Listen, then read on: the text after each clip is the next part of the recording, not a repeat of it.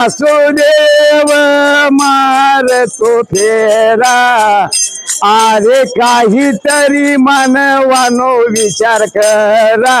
आपले आरोग्य आले आपल्या दारी आणि आपलीच आहे जबाबदारी। म्हणून प्लास्टिक मुक्त भारत अभियान, प्लास्टिकाला नकार द्या, कापड्या पाशीला होकार द्या आणि कापडी पिशवीचा वापर करा आणि प्लास्टिकला नकार द्या।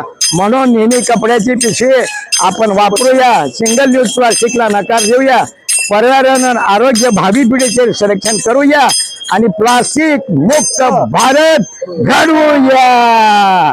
वासुदेव आला हो वासुदेव आला, न पाठीच्या पारी हरिमुखे आला, वजनात मंदिरात वासुदेव आला, दान पावलं वासुदेवाला दान पावलं।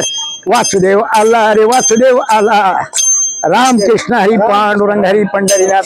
आणि आपली जबाबदारी अंतर्गत मोहिमेत प्लास्टिक मुक्त भारत अभियानात प्लास्टिकला नकार द्या, कापडी पिशवीला होकार द्या आणि प्लास्टिक कचऱ्यामुळे होणारे गंभीर परिणाम आपल्याला उद्या भोगावे लागतील। मातीची सुपीकता कमी होते, नद्या नाले व समुद्र प्रदूषित होतात, जनावरे प्लास्टिक काय खाऊन आजारी चिडतात, मृत्युमुखी पडतात आणि कॅन्सर होतात। अनेक आजारापासून या प्लास्टिक पिशवीमुळे आणि नादे तुंबून परिस्थिती निर्माण होते।